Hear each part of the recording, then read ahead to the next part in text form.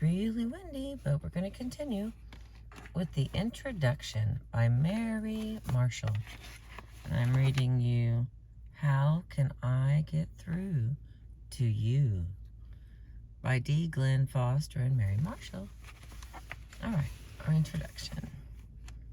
It is in our very nature as human beings to want to share ourselves.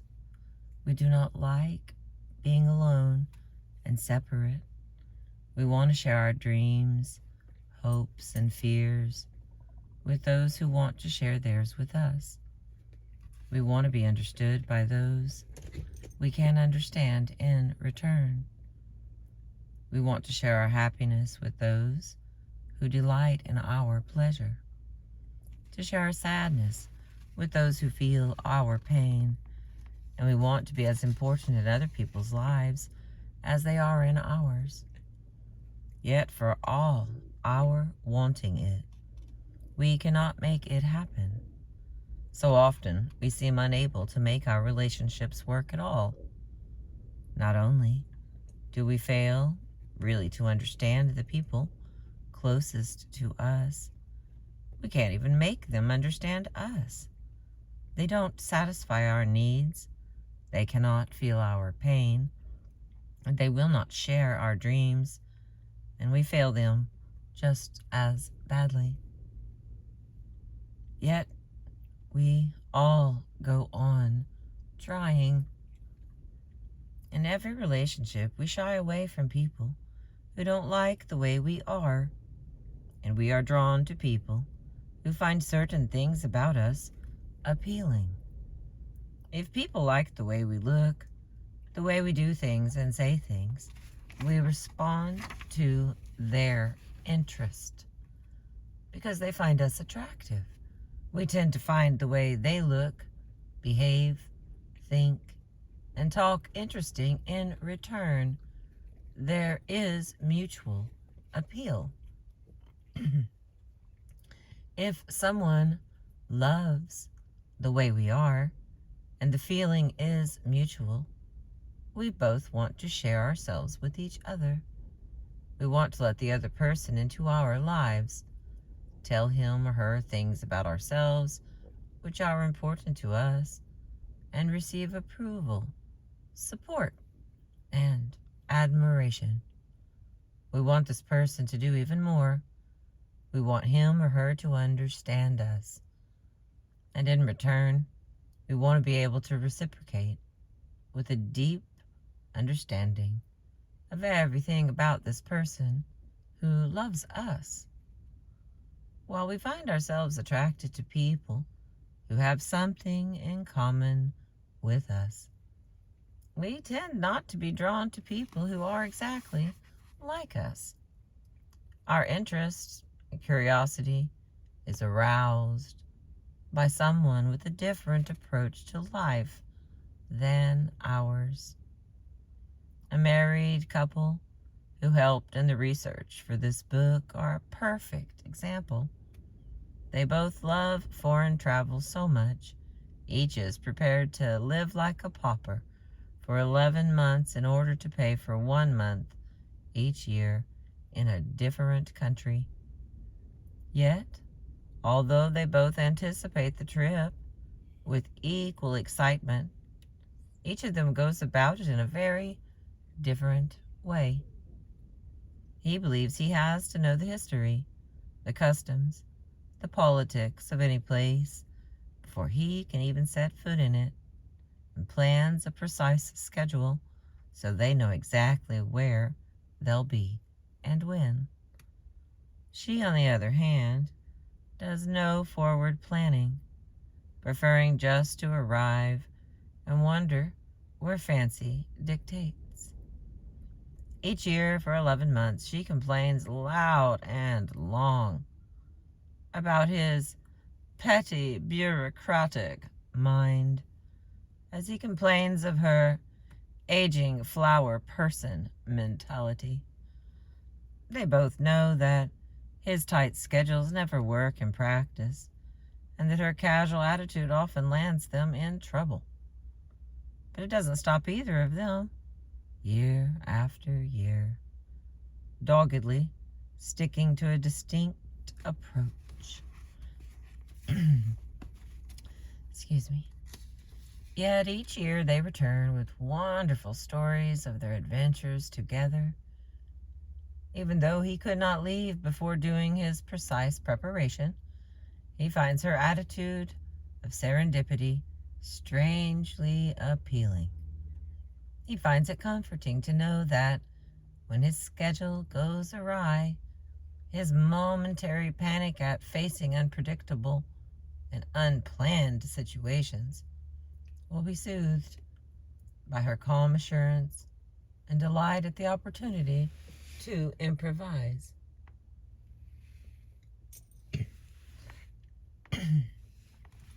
For her part, while she will never be able to bring herself to plan ahead the way he does, she somehow finds the fact that he does so reassuring. It creates for her a structured boundary within which she feels secure enough to meander. Their differences complement each other. They are both reassured and comforted by each other's attitudes. They are supported by each other. It's as if alone, each is only half prepared for what may happen, but together, they are completely prepared. They are whole. Between them, they have created a world in which they can both move with freedom, dignity, and confidence. Like these two people who are attracted to each other by their very differences in temperament, we are all susceptible to the sense of comfort and support, of completeness that someone else's complementary differences offer. We all find ourselves drawn to people whose reactions to the world are different from ours. We see something in the way they behave that we admire, and we wish we could emulate, but cannot. And they, in turn, frequently feel the same attraction to that very aspect of our behavior which they feel they lack. For example, the person who is stunned into silence when someone puts him down, who can never think of what he should have said until much later, admires the person who always seems to have a lightning fast riposte ready. Yet in truth, the person who can produce the quick retort often feels she is merely blurting out the first over-emotional, ill-considered thing that comes into her mind, and she finds herself admiring the person she perceives as being able to control his tongue until he thinks of something more considerate and moderate to say.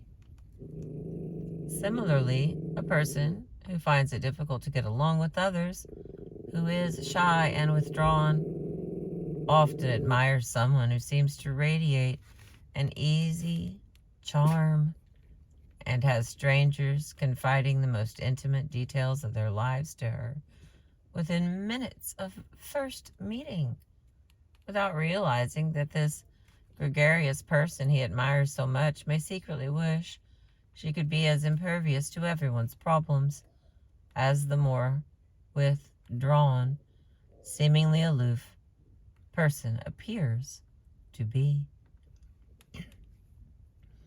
It is the old adage that opposites attract in action.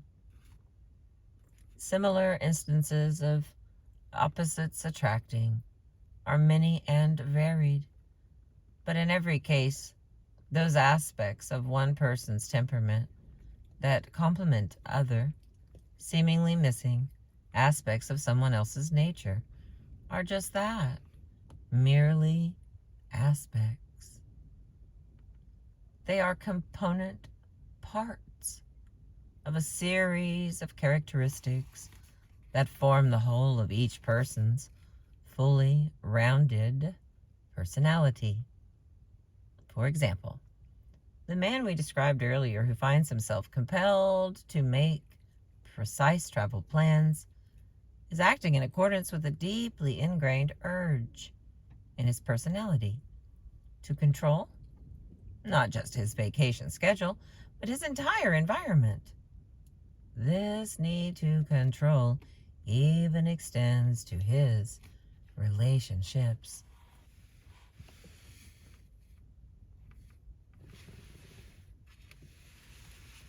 In the same way, the woman whose nature exerts an equally compelling urge for her to wander, unrestrained by travel schedules, is reacting to the dictates of her personality to live her life in as unfettered and unstructured an environment as possible, an attitude that extends to her relationships as well. As we saw earlier in Good Times, certain aspects of these two people's personalities complement the others so perfectly that each of them is comforted and reassured by it. Yet, in bad times, other aspects of these same two personalities can often jar and grate against the other, and they do. These two people, however, excuse me, Lord. These two people, however, are sustained through the bad times by the mutual respect and admiration that they have nourished in that 1 month when they believed they see the other person for who he or she really is, and realize how deeply they love what they see. But certain differences in whole personalities, while they may be admirable and attractive in normal circumstances, when taken to extremes, do more than just grate and jar. They positively repel. Look again at the person who always has a lightning-fast retort on the tip of her tongue, who is admired by the more considered person. This natural, fast-thinking, quick-talking type is also capable of swift and dramatic mood swings. She can suddenly explode into an anger that stuns and horrifies her slower-thinking admirer. Then, when she can just as suddenly shed that anger, the other person may be left confused, perhaps more than a little frightened, and certainly no longer admiring. In contrast, the person who thinks and reacts in a slower, more considered way is prone to ponderous mood changes, and is so slow to rise to anger, it can mystify, confuse, and finally infuriate the one-time admirer. The fact that this anger can be maintained over such a long, very long period leaves the more mercurial admirer even more perplexed. When completely at odds, these two people can irritate and exasperate each other beyond measure. Like magnets that attract at one pole and repel at another, these people's differences, instead of being the basis for warmth and comfort, become the triggers to stress, confrontation, and unhappiness. All of us are painfully aware of the deep unhappiness that arises when we are confused by the way our opposites sometimes behave.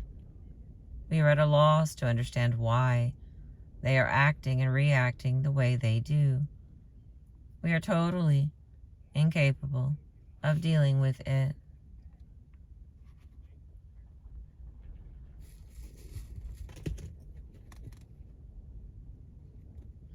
We just don't understand.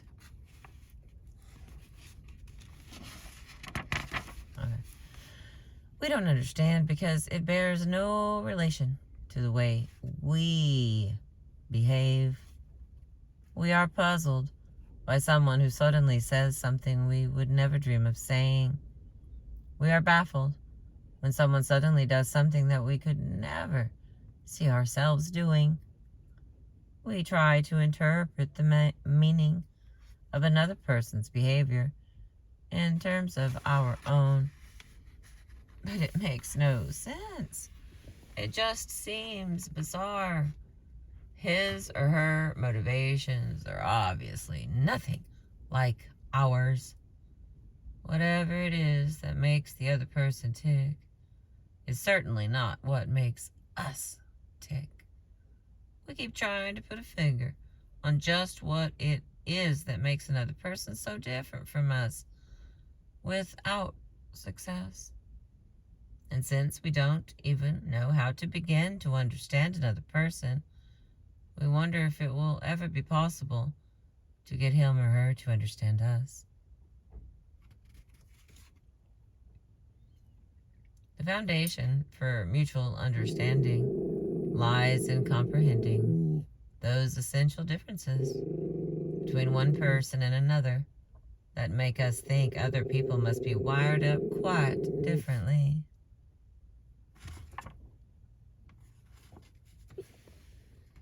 Got some characters in our video. Woo.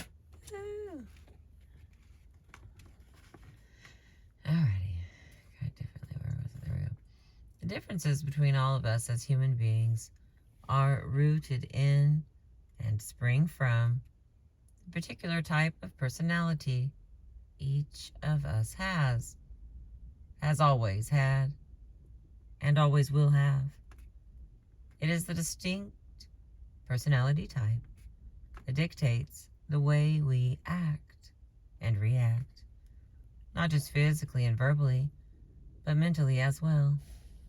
We think and feel differently from people whose personalities are different from ours. While we often suspect that the dissimilarities in the way we think and feel are enormous, we do not realize just how staggeringly large they really are.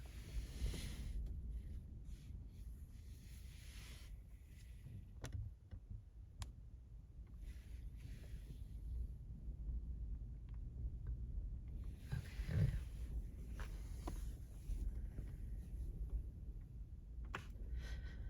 Oh, Lordy, I lost my place, but let's see, I got my hand up here, so it probably means something.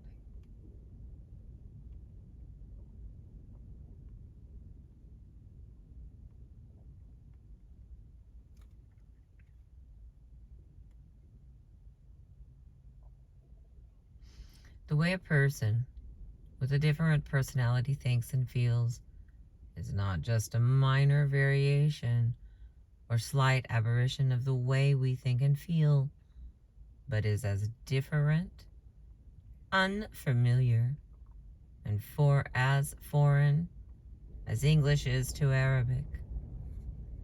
The people around us whom we love or hate, or are frustrated by, are not being different or contrary or petulant out of perversity or malice.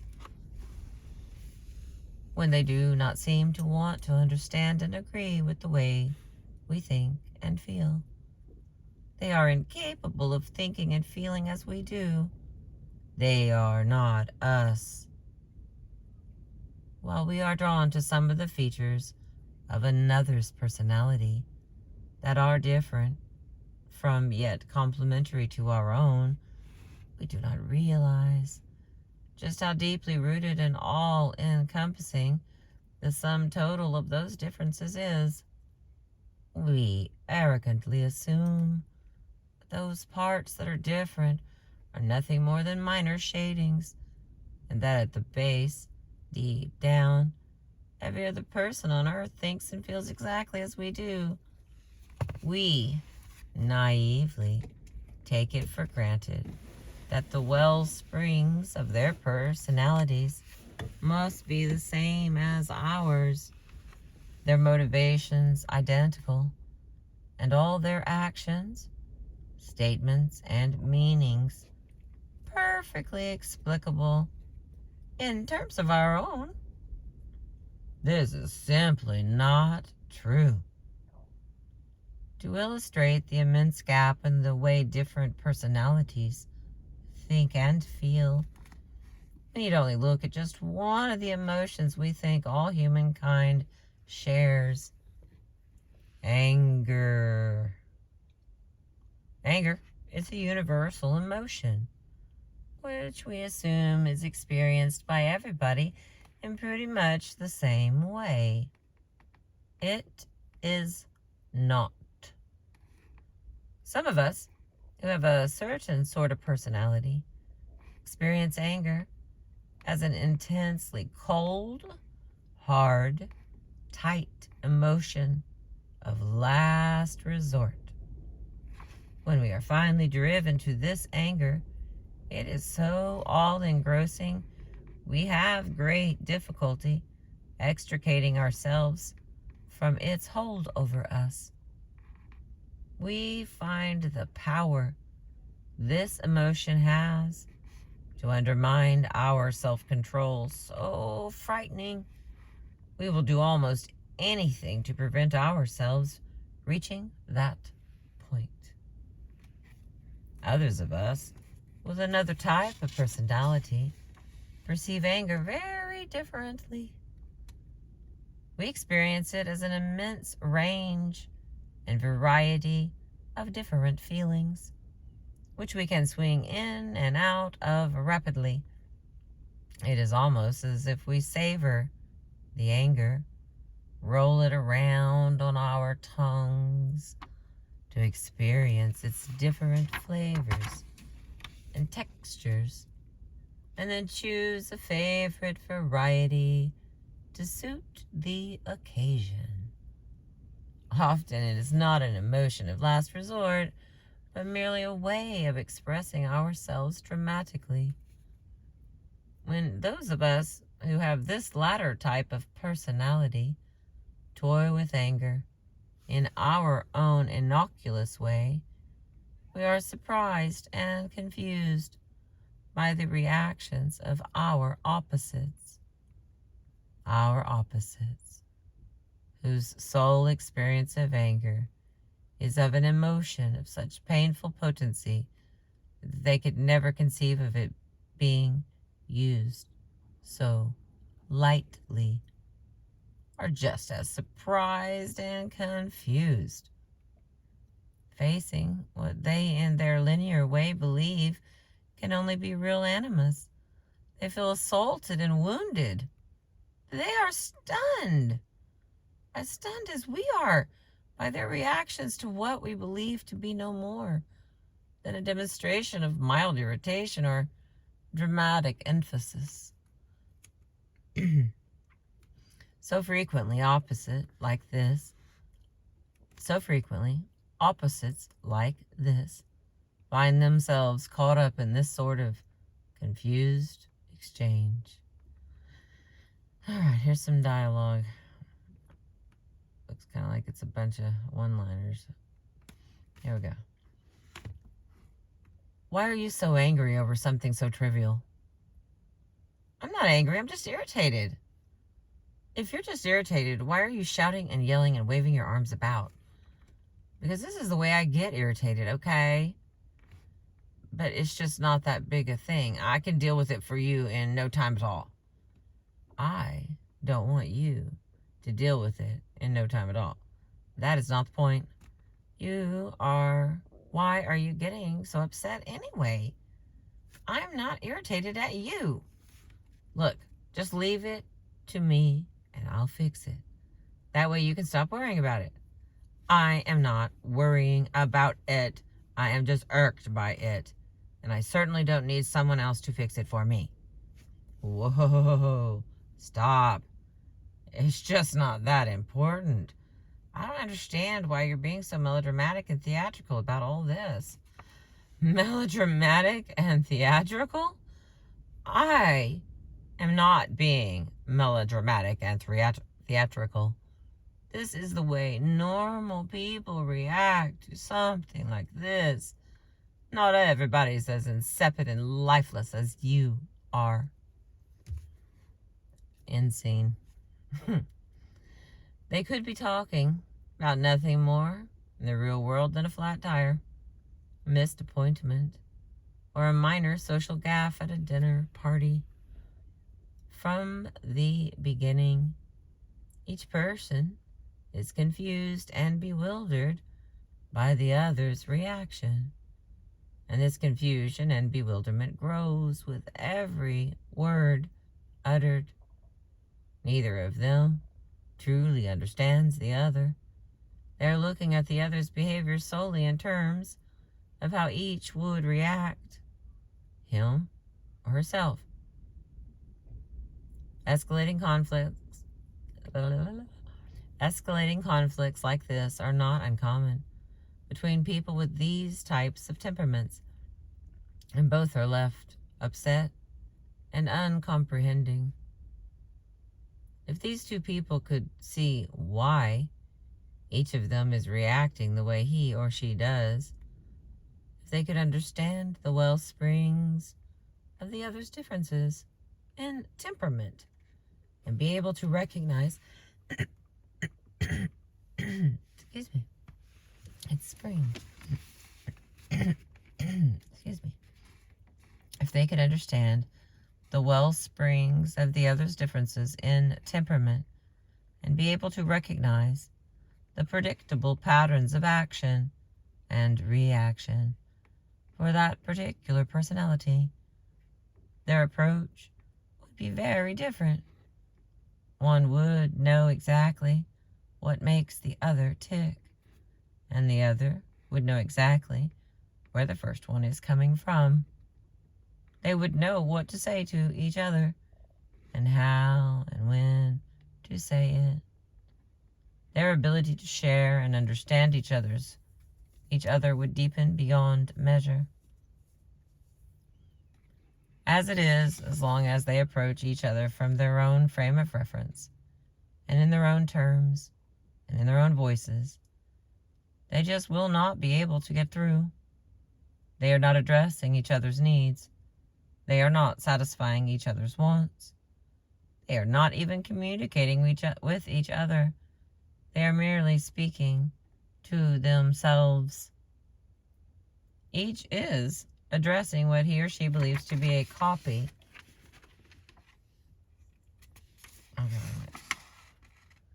Each is addressing what he or she believes to be a copy of his or her own temperament, not the other person's. Each is reacting solely to his or her own behavioral pattern, not the other person's.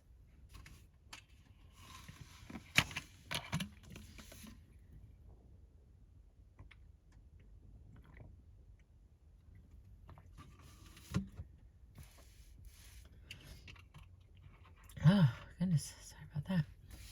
How many pages do I have left?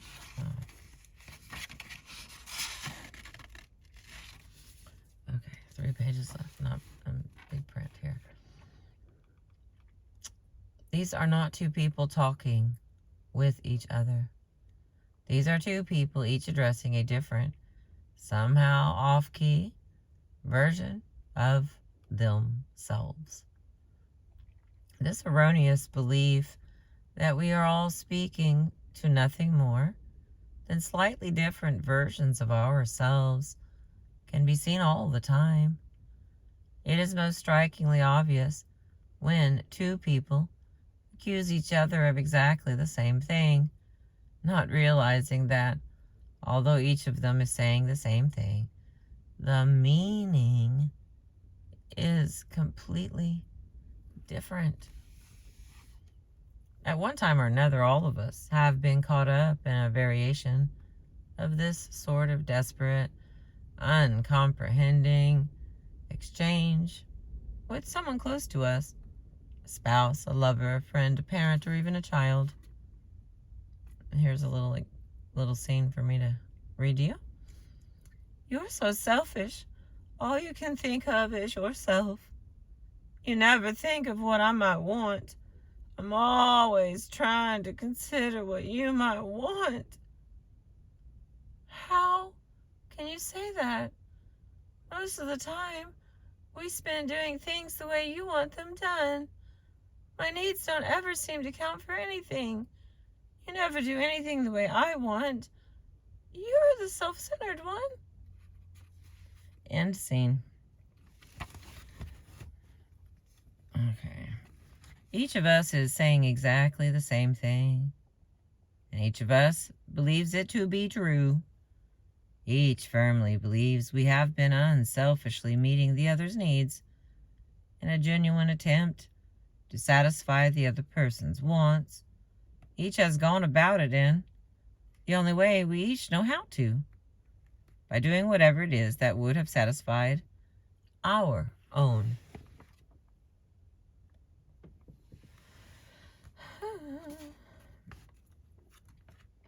By doing whatever it is that would have satisfied our own needs, and by saying what we should like to have heard said to us. We don't realize that this is not the response the other person wants. We don't understand that this type of response means nothing to the other person. It does not satisfy his or her needs in the slightest. And his or her version of what we want is just as distorted. Over and over, in every aspect of our lives, when we so genuinely believe we are being considerate, compassionate, caring, nurturing, supportive, and just plain loving to another, we are merely addressing ourselves. We're talking not through malice, but through ignorance, to no one but ourselves, and saying not what others want or need to hear, but what we need or would like to hear ourselves. So not surprisingly, we remain alone and separate, sharing nothing, giving nothing, receiving nothing. For all our prodigious advances in almost every field of human endeavor, we are still abysmally ignorant about how human beings relate to each other. In the modern world, we spend so much time examining the self, we fail to realize that me is only half of us. Each me remains an isolated, unsatisfied, and misunderstood social being, trying desperately to relate to other social beings who appear to be incomprehensible and consequently remain equally alone and lonely. But human beings are understandable. We can understand them by simply understanding what their differences mean. These differences can be clearly recognized in their particular type of behavior. And this behavior, in turn, identifies the distinct way they think and feel. There is a logical pattern to those differences in mental, physical, and verbal activity that is in fact recognizable, understandable, best of all, predictable. This means there is a way of understanding, responding to, and satisfying those needs of any person whose reciprocal understanding is important to us. A way of genuinely communicating with each other. A way of satisfying that basic human need we all have to share ourselves with someone who can understand, whom we can understand in return. It is a way that can be learned through the use of the step-by-step, simple, easily understood techniques set out in this book. These techniques include look profiling charts, which enable you to recognize and identify the personality types of the people who are important to you. Self-identification charts to aid in the extremely difficult task of recognizing your own personality type and seeing yourself as others see you. Clash charts to show exactly what it is about one personality that irritates and alienates another, and what can be done to turn that irritation and alienation into compassion and understanding, even love. And finally, a complete course in putting all these techniques and aids to work in your life and the lives of those that you care for.